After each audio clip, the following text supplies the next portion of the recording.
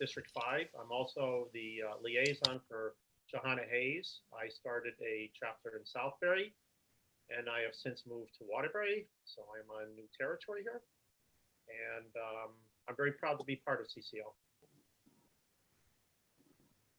Thank you. I'm Roger Coons, and I am the Connecticut State Coordinator for Citizens Climate Lobby, and very proud of Susan and Ron for doing this and very appreciative of your group. I have a doctorate in geology and have been studying climate change for decades and have worked on the Hill off and on over the years as an advisor to several congresspersons. Very nice. Thank you. Thanks for joining us. Neil?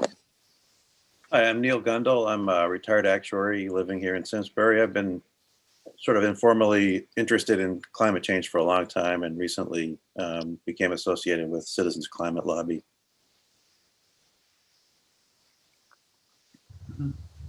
I'm John Olson. I live in Simsbury. I'm an epidemiologist, and I get some involvement with both COVID and climate change in my work. Very nice. So, Olivia? Hi, I'm Olivia Burney, and I'm a rising junior at Simsbury High School. I am a member of Citizens Climate Lobby, and I'm here to just to listen in and try and find how I can best use what I'm good at to help my organization. Great. Maddie?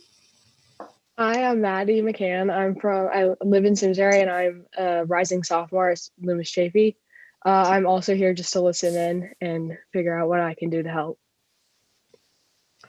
Very good. And I think Phil? Hey, yes, I'm Phil Herter. I'm in West Hartford, also with the Citizens Climate Lobby Brigade here. You outnumber us. Yeah, take a number, right? Yeah, we're taking over. No, I'm kidding. It's great to see everybody here, and I really hope we can have more common unity for declaring climate emergencies in all the towns in Connecticut, towns and cities. I'm a former U.S. Navy nuclear submarines architectural engineer in progress, and definitely big on electric cars and electric buses. Want to try to get the state 300 electric buses with the next VW emissions settlement fund. So ask me how. So to be continued. Nice. So we've crafted our talk to be kind of like a TED Talk, about that time amount. But to start with, Ron would just speak for a moment about what Citizen Climate Lobby is, because maybe people don't know. No. So Citizens Climate Lobby was started by Marshall Saunders in 2007, and he had his first meeting of 29 people. And one woman said, he was in the meeting and he said, "What should we do?" And so Marshall Saunders said, "We need to get thousands of people lobbying on members of Congress, one voice, one message, and lobbying friendly and a respectful way." So since then, now we're in 2020, we are up to over 200,000 volunteers. We are in 156 countries. We descend on DC twice a year in June and November. We have about over 1,000 volunteers who go there. And we have over 500 meetings with members of Congress. Wow. And we are there to support Bill HR 763. So, yeah, I just want to take a moment to offer appreciation to the committee. I mean, all of us that live in Simsbury have benefited from your collaboration with Energize Connecticut and 100% Connecticut. But personally, I want to thank you for the dual charging station in front of the town office building. It has brought me into town more often. It has increased my bicycle riding, because that's what I do when my car's charging. And I am amazed at the number of people that have like either hybrid or electric cars. The only thing I wish is that I could find out if it's already occupied before I leave home. But apart from that, it's awesome. We need an app for that. So we're here to introduce a program called En-ROADS, which is a powerful simulator, a modeling simulator for exploring how to address climate disruption in large-scale policy. So we've divided up our talk, and we want to have your comments and your questions. We thought to use the chat feature for that, and at some point we would break and respond to them. And when we're breaking, I suppose you could also ask them, but that's the way we go. Okay, so Neil will be introducing En-ROADS to us.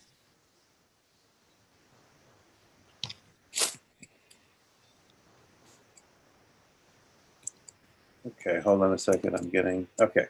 Okay. So En-ROADS is a acronym. It stands for Energy Rapid Overview and Decision Support.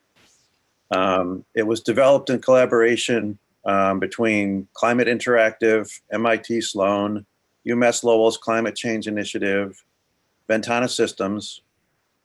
And En-ROADS is a tool that allows the user to interactively explore the global impact of various global policies on global warming over time. Notice that I said global 3 times. Yeah. It's because it assumes that the policies are enacted worldwide and it measures the global impact of those policies. So it's important to keep that in mind when looking at it, at the tool.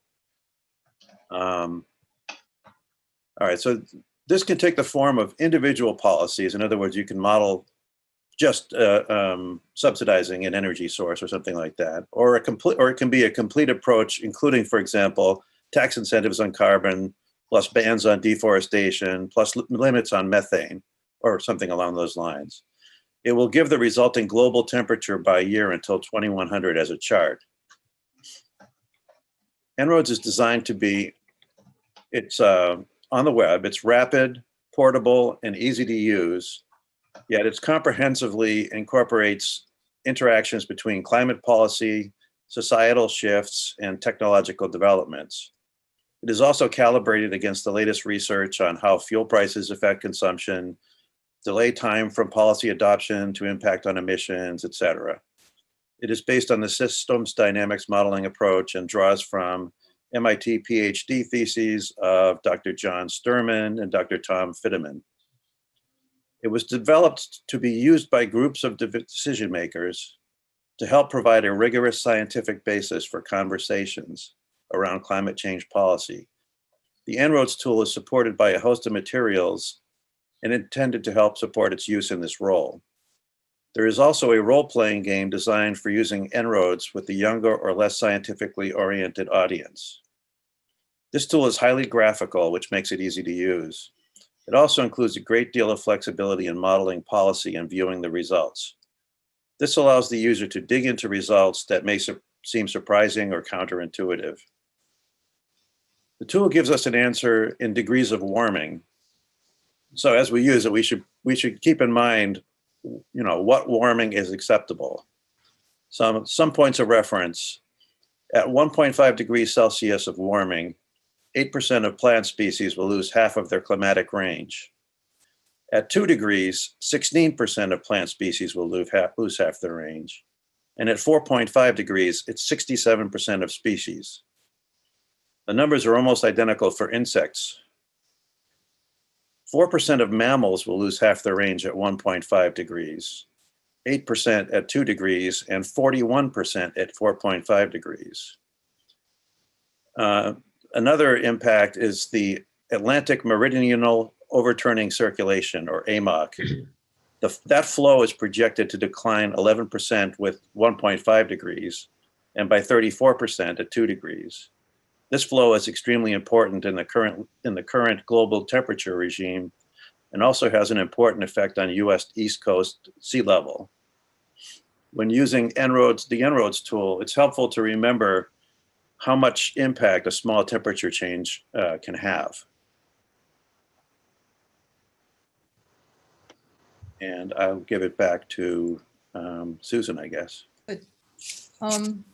So actually, John is up next to describe the logistics of the screen, but he just lost connection. Right, So why right. don't you send it to me? Oh, he's back. Okay, good. I'm back Good. here. Got him back. Okay, I'm going to use share screen. I believe I can click on that, and then actually I don't see. Let me try this here. After you One click more on it, you gotta time. pick which screen you want to share. I'm going to click on this En-ROADS first, and let me go back to this. Here it is. Now I'm sharing the En-ROADS. You should be able to see the En-ROADS. It has two graphs. Can you put up a hand if you see that? Okay, good. So on the top left, we have global sources of primary energy. And you can see the different colors. Coal is in brown, oil is in red, gas in blue, renewables in green, bioenergy in pink, nuclear in light blue, and new tech, which doesn't exist yet, that's why it's new in this model, is in orange. And I can hover over these and see various levels. Hopefully you can see that on your screen when I hover over this.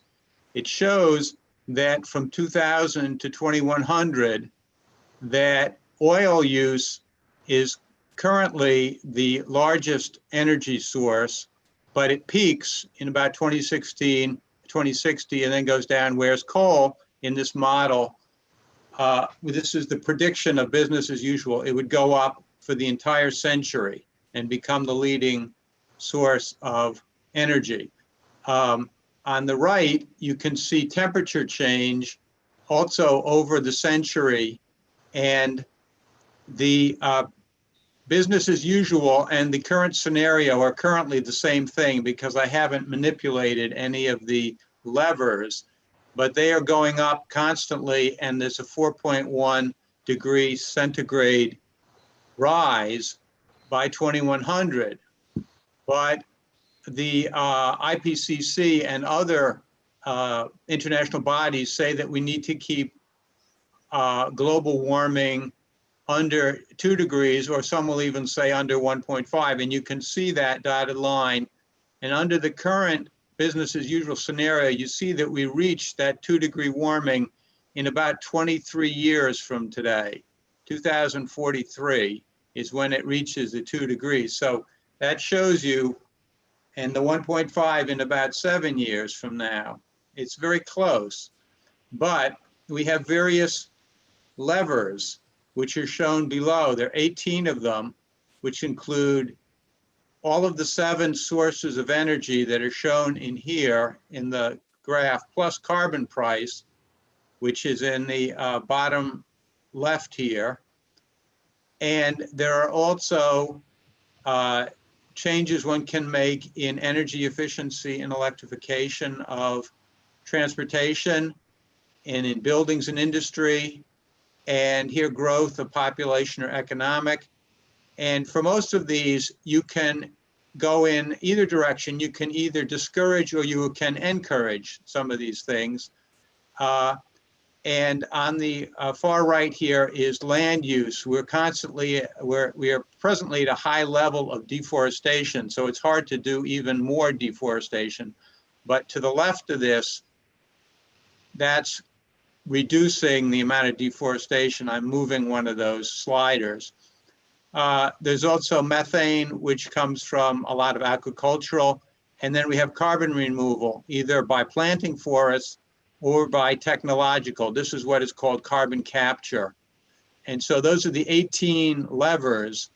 And just to show how one of them works, if, for example, you wanted to encourage renewables, you would move the lever to the right here, and you see it says subsidize, and it will start rising on the chart on your top left about the use of the energy, so that by the end of the century, it's the leading source of energy. And on the right, you see that this blue line was now diverging from the black line, which means that this scenario, using highly subsidized renewables, will bend the curve, as it were, lower, and the projected temperature rise has now gone down from 4.1 a few tenths of a degree. And you can also replay this, and you can see how each of the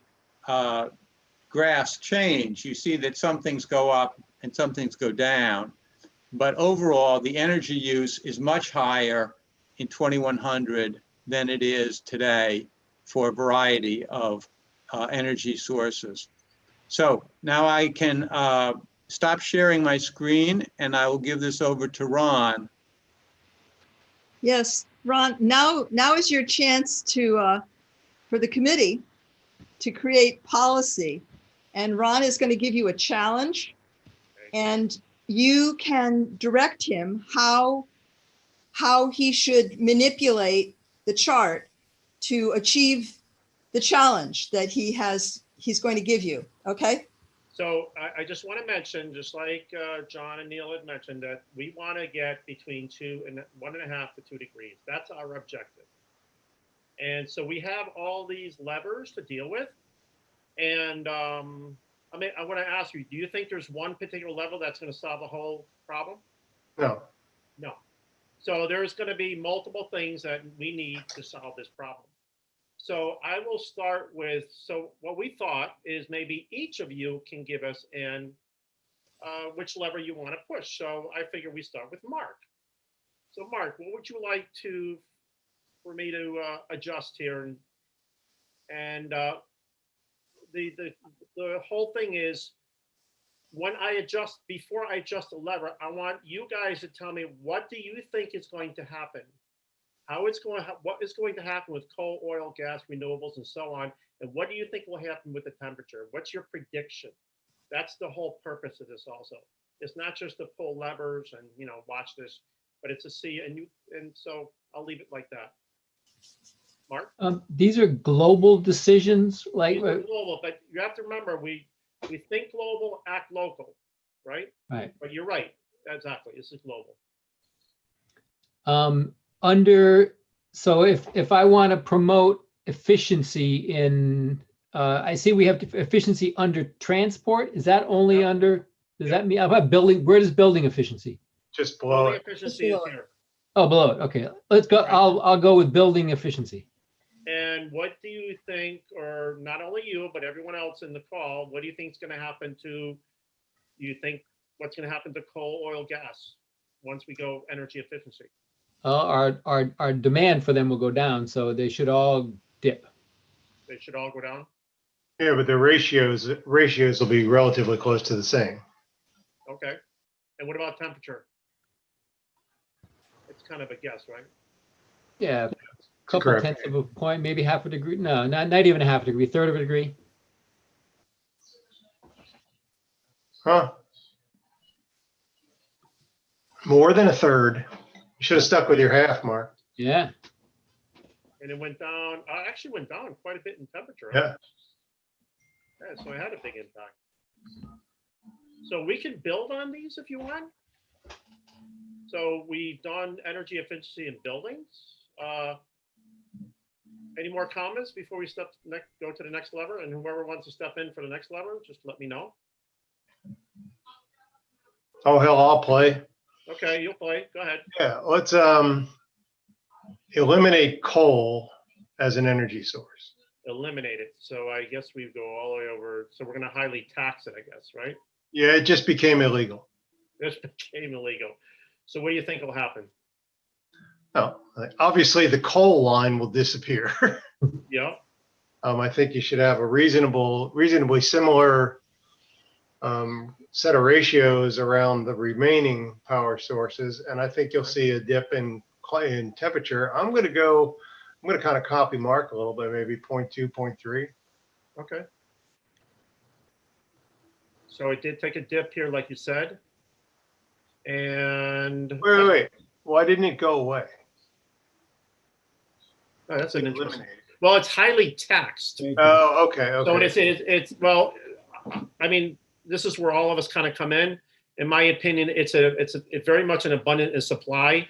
The world is still building new coal fire plants, and unfortunately, we're still using it. And it's an easy source to use.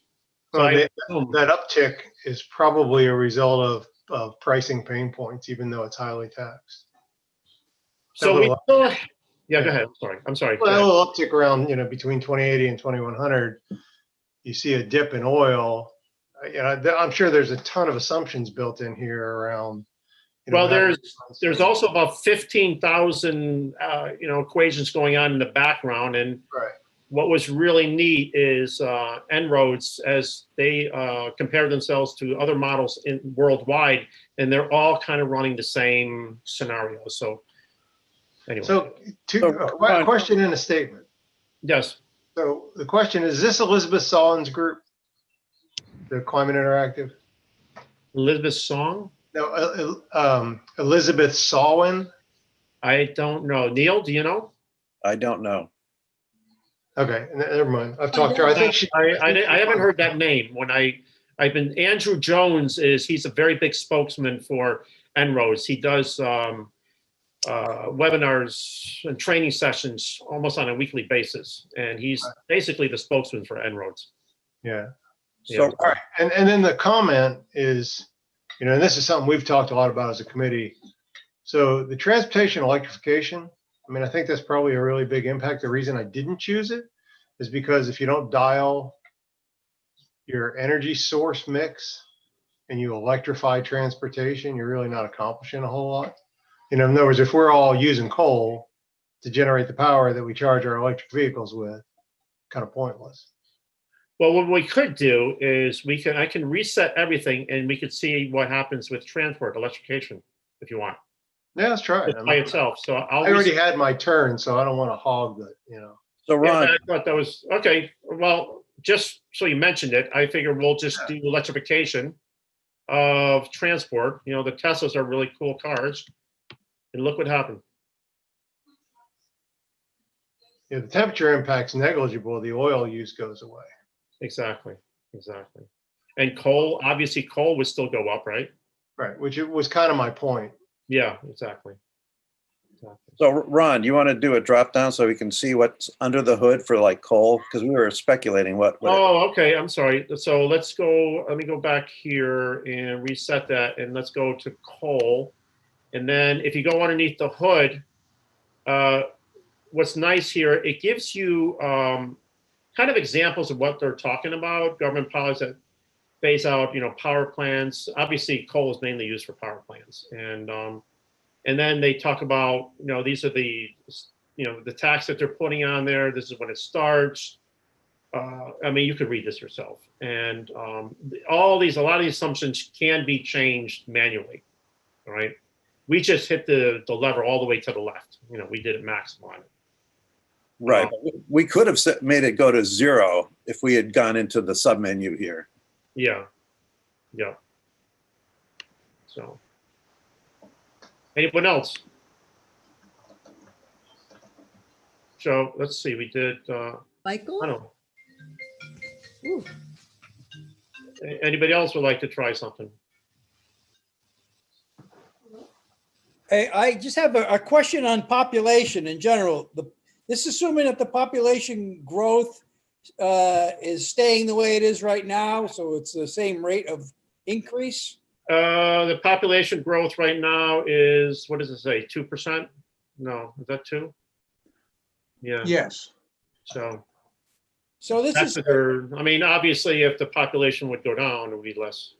But it obviously shows it growing not at a constant 2% because it's leveling off by 2100 here. That would be upward sloped if it was a 2% constant. It's using the UN projections of 9.5 billion by 2050 as a baseline, and then after that, the curve is just flattening out. Yeah, I would just be curious to find out if the population growth spikes or goes higher, what the effect on the temperature changes. Oh, Well, it's your okay. turn. Let's just, then you want to spike it to what?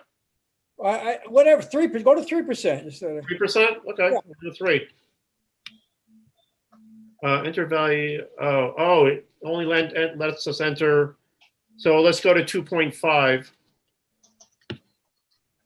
Okay, good. So it's, And, look at that, actually, look what happened to the temperature. It goes up. It Yeah. goes up. Okay, bye-bye. And I think, let's replay this. Look what happened to coal. Of course. Yeah, everything went up. Everything went up.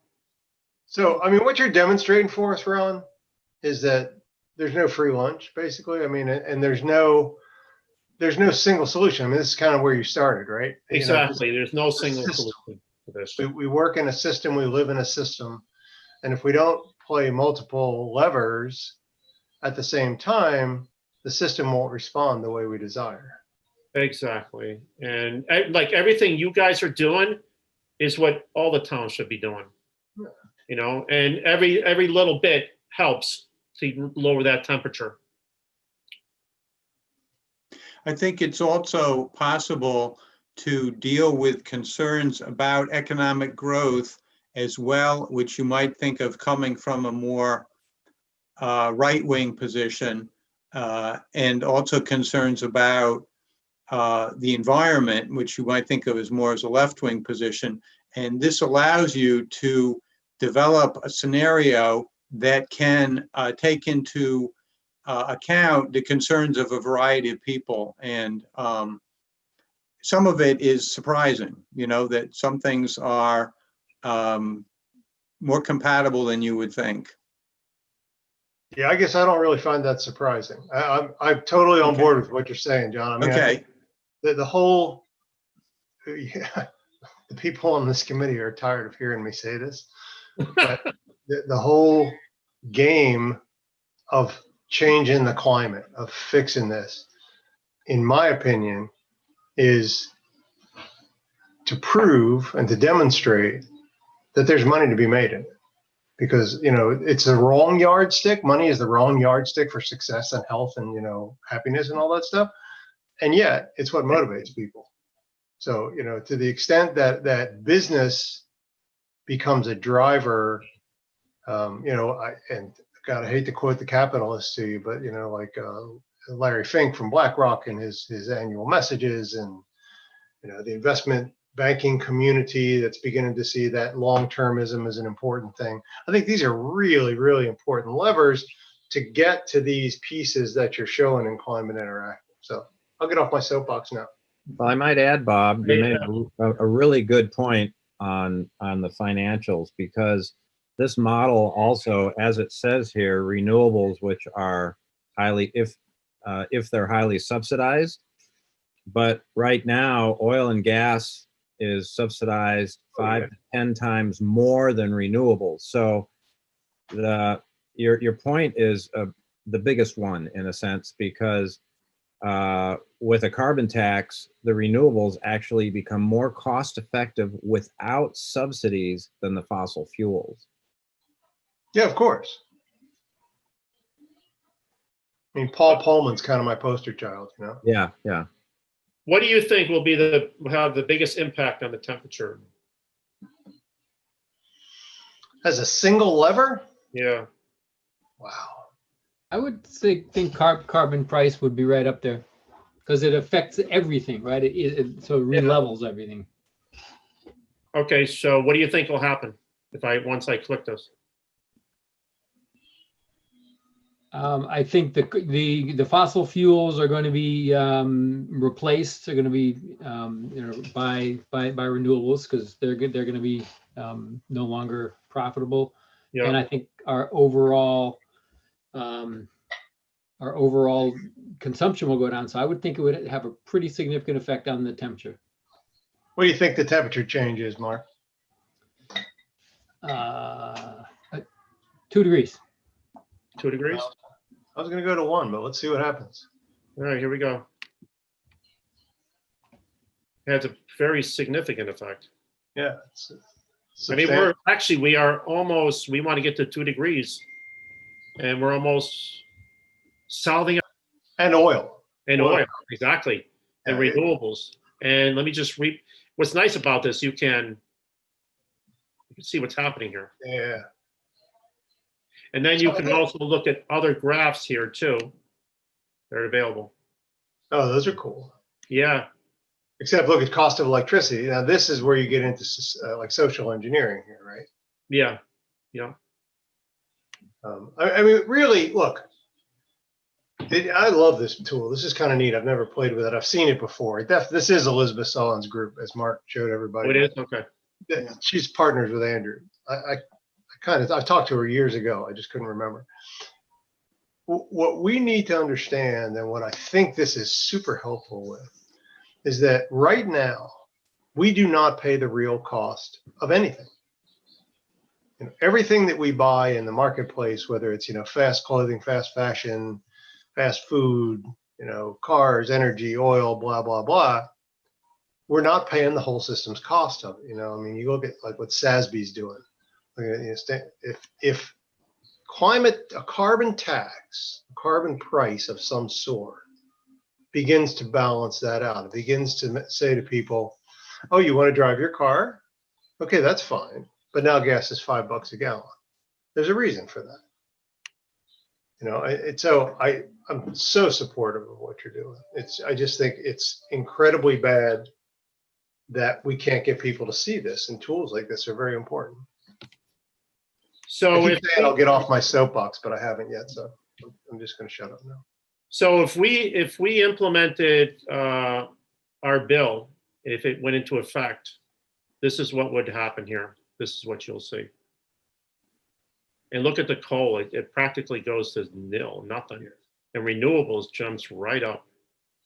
And this is how effective our bill is. So. And this is the carbon tax and dividend, right? Yeah, this is HR 763, which is in Congress right now.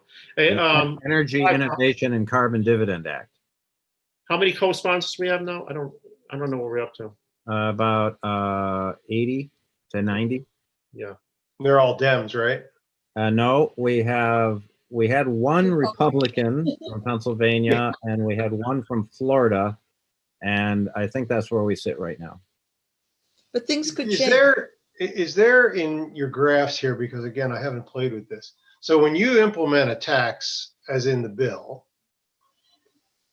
is there anything that predicts the cost per gallon of fuel oil or motor fuel? The cost increase? There is, right, Roger? I believe that doesn't go up by very much. No, with our bill, since it hits the beginning of the energy stream at the well, the port of first entry or mine, after a couple of years, it's about 10 cents to 15 cents a gallon. And so state taxes and just fluctuations from international politics and war actually have a greater effect on it than this would for the short term. So it would give people a little bit of time to get into electric vehicles. Interesting. What's the number of that bill again, Roger? HR 763 in the House. We can certainly send you information. Yeah. And what's nice, it puts cash back in the consumer's pockets on a monthly basis as dividends. That's the carbon. So it'll offset the costs, the increased cost of energy. Has Biden taken a position on it? He is in favor of looking at carbon pricing. He has not yet specifically said he endorses this bill. Nancy Pelosi said she would let the bill come to the floor if she's certain that it'll come to the floor in the Senate. So there's a strong move to have this move forward in 2021. So we're seeking endorsements. Yeah. And we would like your recommendations about how to, what groups to talk with, or individuals. and how to approach perhaps the Board of Selectmen about declaring a climate emergency? That's an interesting one. I can also share this scenario with it. We just solved the climate crisis. Yeah, right. So, But you also just spent a crap ton of money. but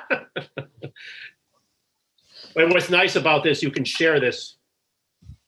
You spent money, but you also saved trillions of dollars globally by not repairing infrastructure and saving people's lives. That's going to happen anyway. Huge health benefits. Oh yeah, but people, I'll go back to what I said. We have not a technological problem. We know how to fix this, as you just demonstrated. We have a society problem. We have a society that has extremely limited capacity to understand systems thought. And when you try to explain, Susan, I'll take your example. Yes, the health benefits are enormous. That's why Kaiser Permanente has been into climate change research for years, because they know that their insured results are better when in places that have smart growth, for example.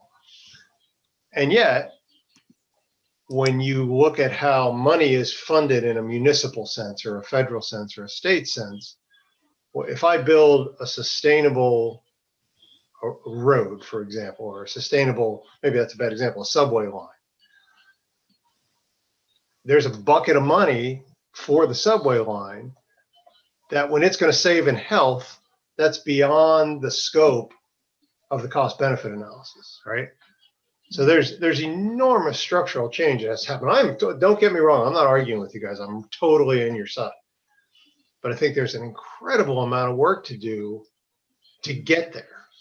And I'm curious, like, what are you guys doing outside this idea of, so, okay, climate emergency. Yes, there is a climate emergency.